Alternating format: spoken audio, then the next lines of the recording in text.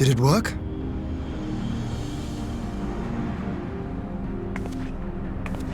It did.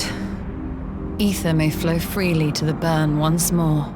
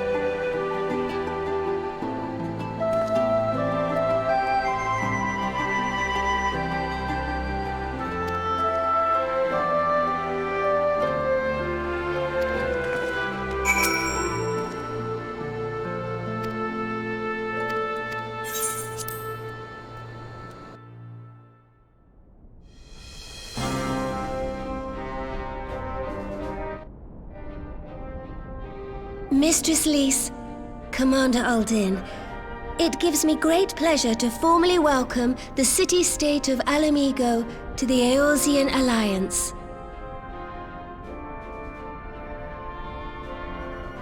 The pleasure is ours, Your Grace. I know I speak for all Alamegans when I say that we are glad of this chance to stand with our comrades of the Alliance. And we, for our part, are glad indeed to be able to welcome friends both old and new.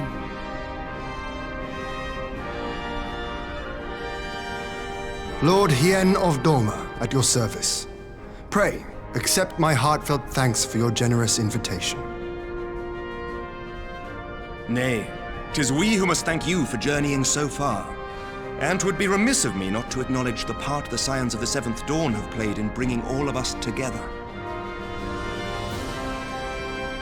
In times of great unrest, you and yours have been our constant companions, without whom we would not be here. With apologies to Lord Hien and Mistress Alisaie, it occurs to me that we have not gathered in this way since that fateful day in Uldar. The day I lost my arm and my freedom. As I lay in my cell, never did I dream that I would one day be given the chance to represent my homeland at this council. I would not even be alive had you not plucked me from the jaws of death. You, Yugiri, and Alphino. Would that the lad could be with us.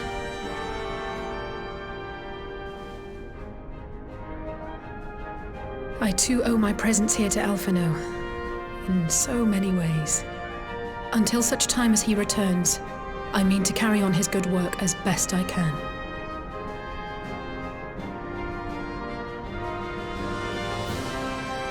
Come, friends, let us leave the past in the past and turn our eyes to the future.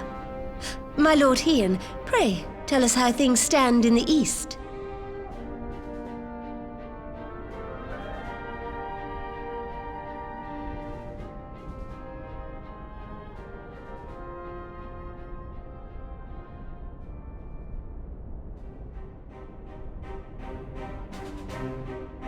Having heard the rumors of dissent in Garlemald, I dared to dream of a peaceable solution. The Empire will not so easily change its ways. If the Garleans have a mind to take back Doma and Alamigo, we'll be hard-pressed to stop them, even with the might of 6 nations. But while we lack the strength to fight the tide, a course may yet present itself, if we read the winds aright. The winds suggest but one course to me. One which leads from the sea unto the river and thence to the source of all our woes. The Ascians. Indeed. All here have felt their blighted touch. It was the bringers of chaos who nurtured the Archbishop's tyrannical ambitions. They who bestowed upon him the secrets of summoning, as they have so many others before and since. And while they remain, we shall know no peace. Our objective is clear. The question is how to achieve it. That our enemy parades about in Xenos' skin poses problems in itself, but ere we get to them, how are we to infiltrate the Empire and get close enough to strike?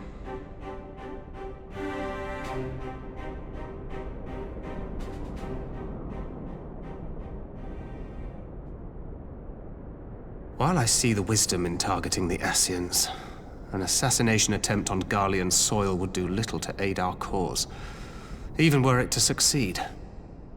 It's time we used our enemy's preferred tactic: subterfuge. You have an idea? Speak your mind, Master Thancred. None here know the enemy better than the Scions, and you mayhap best of all. Whatever it is you propose, we will give it fair hearing. On that you have my word. Very well, Admiral. My proposal is thus. we dispatch the shinobi to Imperial territory. There, they sow the rumor that the Crown Prince perished in the battle for Alamigo, and that the man parading around is in fact a corpse inhabited by a servant of darkness.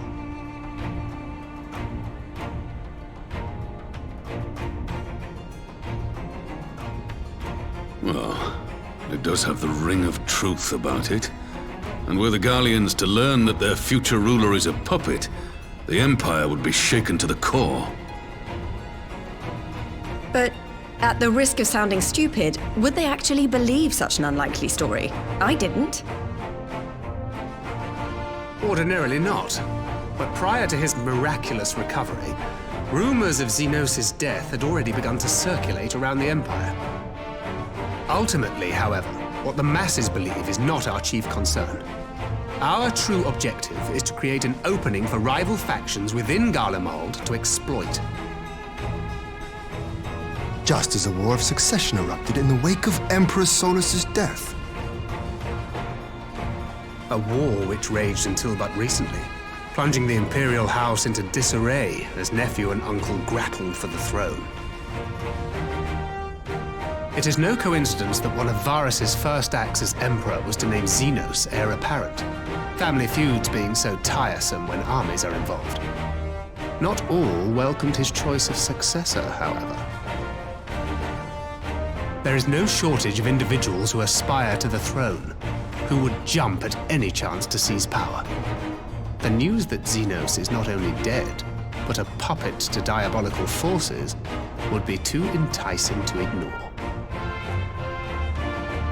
The Empire would not be quick to recover from a second war of succession.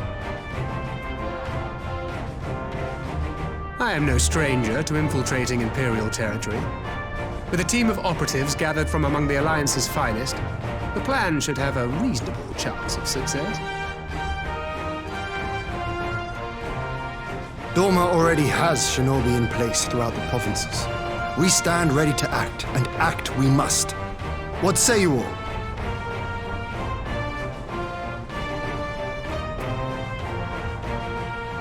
I'm for Master Thancred's proposal. We shine a light upon the Ascian and test the Empire's unity. 'Twas his plot that scuttled Doma's negotiations, was it not? Why then, if we can eliminate him, there may yet be a chance for peace. Let us wage this war of subterfuge, that we may one day lay down our arms. Gods know we never will while the Ascians remain.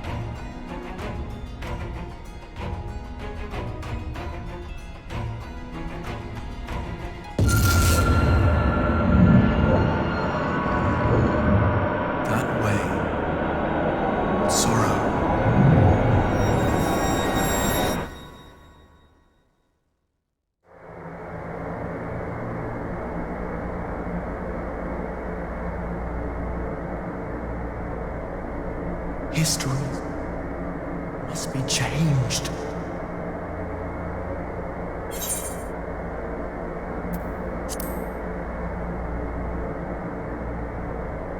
Ahead looms a calamity. Ahead looms light, expunging all form and life. Twin dooms only you can forestall. Only you. What's the matter?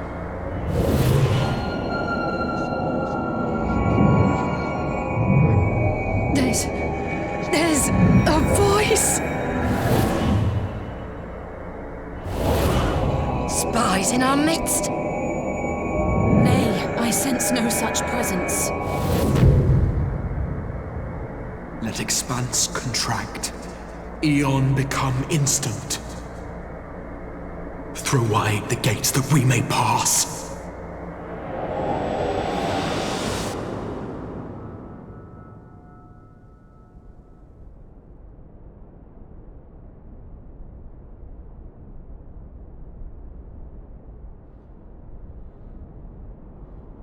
Is it over? Master Thancred!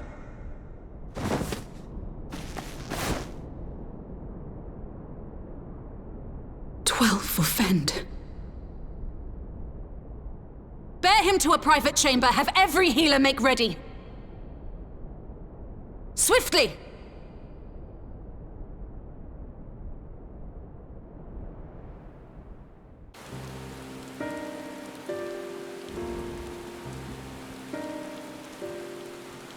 Master Thancred remains in slumber.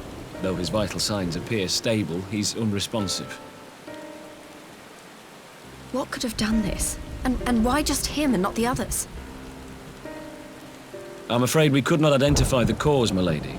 Our examinations revealed no wounds, nor the presence of any poisonous substances. Gods, that only makes it worse. You're to let us know the moment there's any change, all right?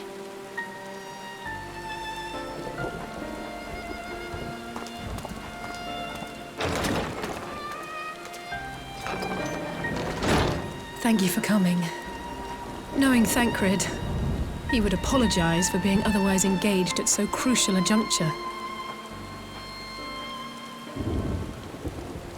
In gifting us a course of action, Thancred sowed the seed of all that is to follow. We have but to nurture it as best we can. To him, I would say, rest easy, that he may wake to enjoy the fruits of our labors. Now, the matter of the mysterious voice must not be forgotten. Will you tell me exactly what happened? Alize and I heard a voice in the moments before Thancred collapsed. It was accompanied by a severe headache, as if something were clutching at our minds. Did you experience the same thing?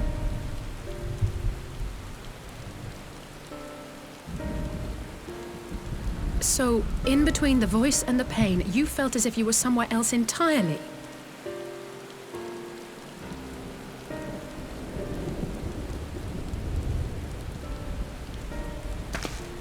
Your testimony confirms my suspicion. That which you experienced was, I believe, your soul being plucked from your flesh. Called. Cold.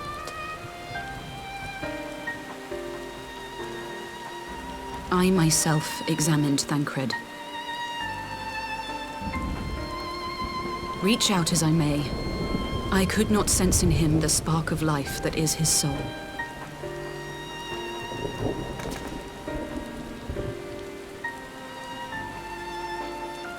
That Thancred alone was stricken so is likely due to his heightened sensitivity to the effects of ether, a consequence of his prior possession by the Ascian La Hebrea. The owner of the voice, whoever it may be, reached out to you, called your souls, and in so doing, caused you and yours such pain. But if that's true, where exactly are we being called to? I know not. Yet one thing is plain. Whoever waits for you on the other side is possessed of a power unlike any I have ever known.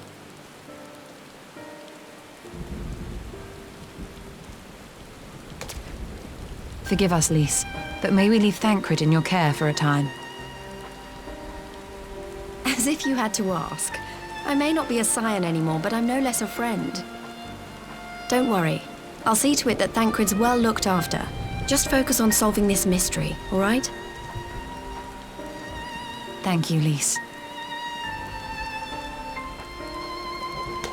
As the Elder Seedseer says, 'tis no ordinary individual we are dealing with. Nor can we discount the possibility of Ascian involvement. Whoever or whatever is behind this, the sooner we find out, the better.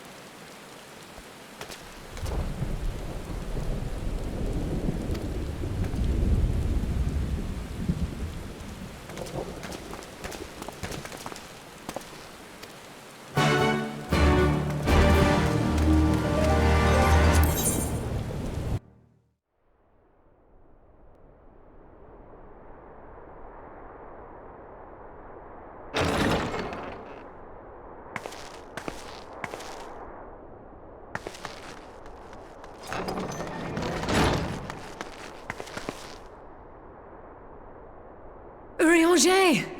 Gods, it's good to see you. Would that our meeting were under happier circumstances. I judged the voice sufficient cause for concern even before you sent word of its effect on our comrade.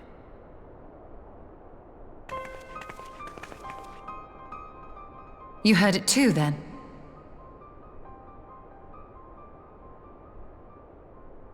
Aye. And all but certainly at the selfsame instant. Alas, pained as I was, I could make little sense of what few words did then reach mine ears.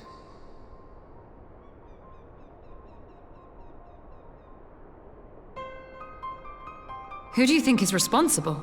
Could this be the Ascians doing? That I cannot say. Not when so little is known. Ere I indulge in speculation, I would examine Thancred with mine own eyes. To Alamigo, then, without further delay. One other thing. During my visit to the Far East, I observed a strange phenomenon. Thou referrest, I presume, to the localized reduction in etheric density. Well, that spares me the trouble of an explanation. Yes, I noted precisely that at two apparently unconnected locations. I take it the phenomenon is not limited to the Far East. Indeed not. Of late, our agents charged with surveilling the beast tribes have spoken of little else. In every corner of the realm, they tell of places in which the ether hath grown thin. Naturally, my suspicions first turned to primal activity, but the areas thus affected betray no evidence of summoning. I must confess to being quite perplexed. If the same phenomenon is being observed in multiple locations on opposite sides of the world, we may safely discount regional factors. Needless to say, this warrants further investigation. Indeed. I shall make it my task to...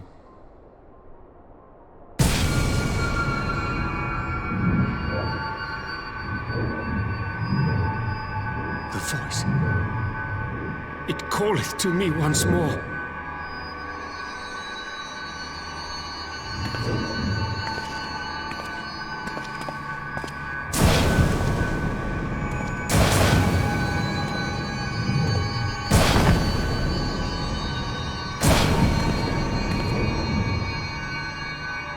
I hear it too.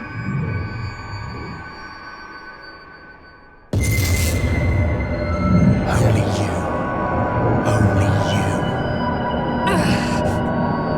No! Ishtola! Orianger!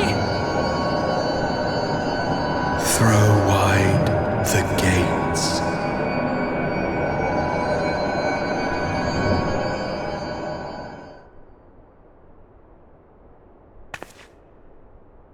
No! No, this can't be happening!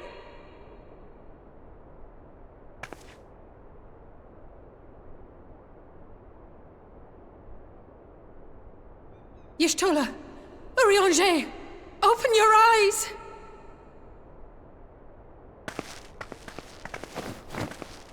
Open your eyes, I beg you! Say something! Anything! Not again. Please, not again.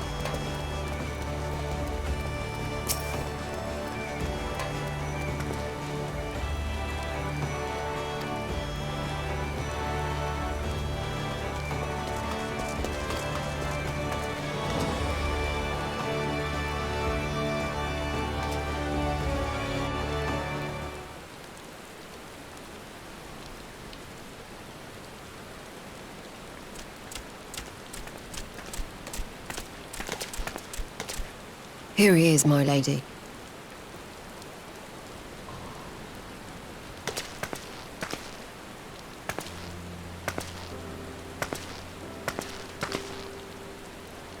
Gabu, it's been too long.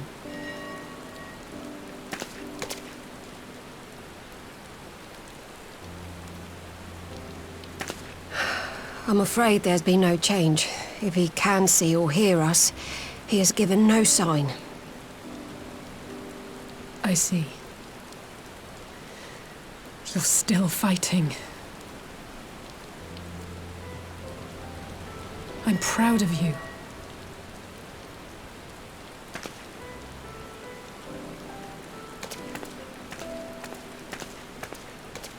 We promised that we would come and visit you together, didn't we? Alphino and I. I'm sorry that we haven't managed that yet.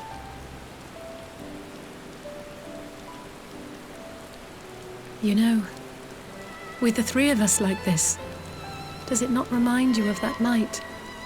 Of the stars beyond count twinkling in the heavens? I was feeling pretty low back then. Powerless. But I knew that my brother was close by if I needed him, and that the others would be waiting for me back at the Rising Stones. Not like now.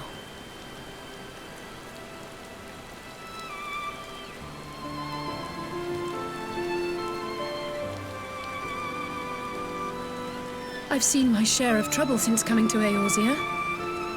Been reminded again and again of my limitations, of how little I can change about this world. And I've come to know the sorrow of parting all too well.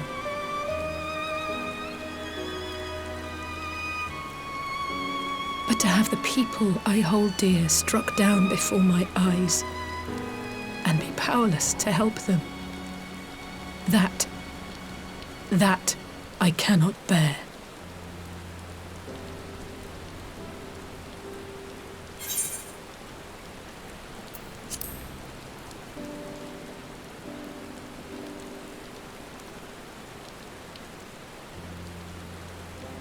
No, I don't. You're right. It's pure arrogance to imagine I can solve everything by myself. You'd think I'd have learned that by now. Thank you. I don't know what I'd do without you.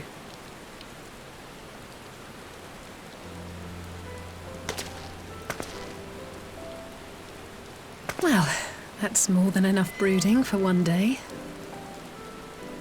Come on. We have friends to save.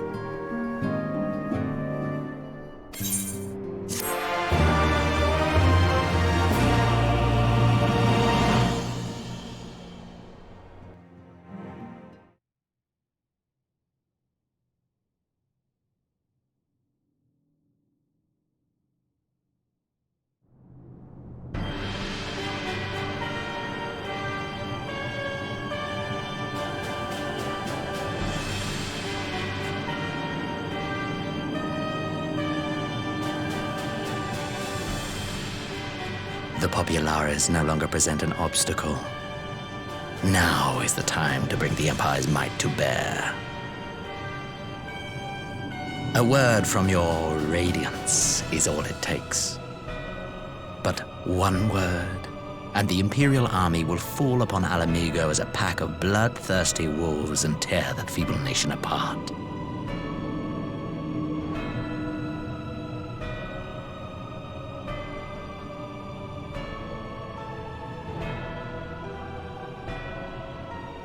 Have you no words for me? Despite the lengths I go to, an emissary playing the part of a fool. When first I took this face, I swore to use all of my knowledge, all of my power, to further the cause of the Empire. My deeds stand testament to my commitment. And with this adamant flesh at my disposal, I could destroy the Icon Slayer as easily as one might swat a fly. Why do you hesitate?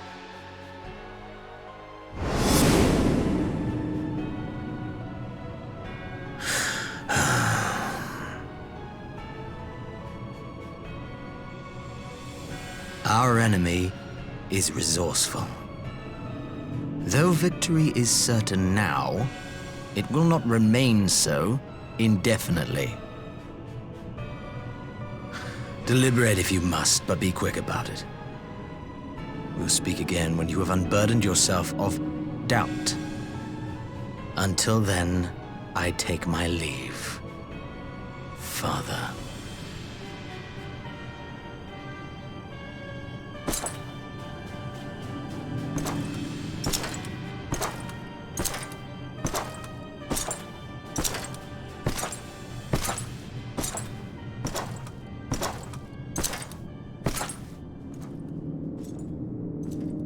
I should be the one to sigh.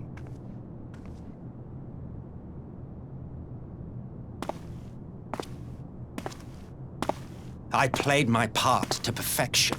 I had earned my rest, And then, thanks to Lahabrea's crowning act of idiocy, our favorite emissary sees fit to summon me back. Elidibus was ever a warrior. A most tiresome trait, would you not agree?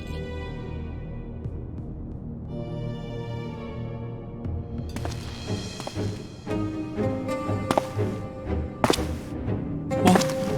Have you no words for me either? No matter. I've long grown weary of this mummery. Now, my dearest grandson, let me remind you of your place in the simplest of terms.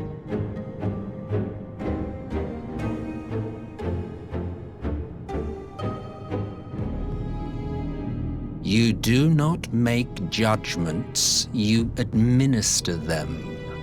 Swiftly and to the letter. Naught else is your concern.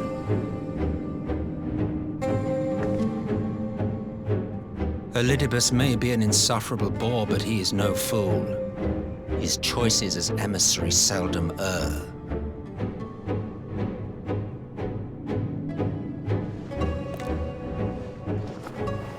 If aught threatens the balance twixt light and dark, it falls to you to remove it.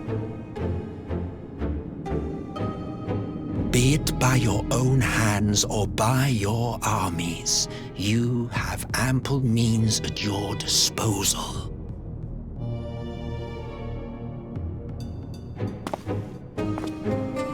That is why this empire exists, why I built it. Oh dear, have I touched a nerve? You always were an easy one to read. I pity you, I do. As they say, ignorance is bliss. And I know how much happier you would be not knowing the things you know. The Founding Father was an Ascian. And he created the Empire solely for the purpose of sowing the seeds of chaos.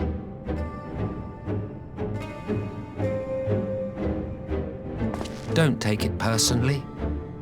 I merely do my duty. To bring about a calamity requires no small amount of power. And there is no surer way to obtain such power than by collecting powerful pawns. To that end, I have labored long and hard, and I must say I am quite pleased with my handiwork, paltry though it seems in comparison to Alag.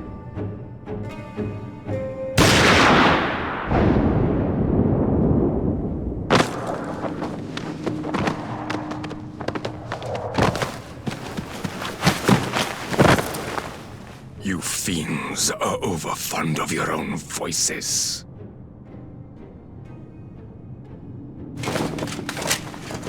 Mark me, Ascian. Man is the master of his own destiny.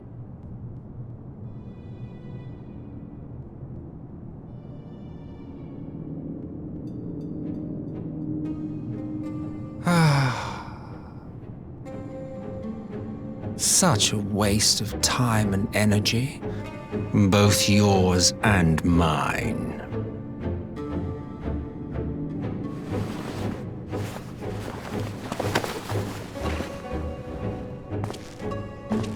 Lest you forget, you are Emperor now.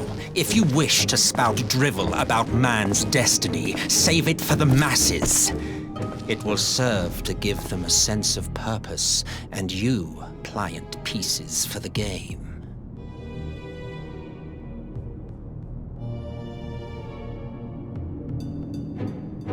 Oh, do stop sulking, boy. You, of all people, should understand. Ours is a struggle to restore both mankind and the world to their rightful state. Viewed thus, our goals are one and the same.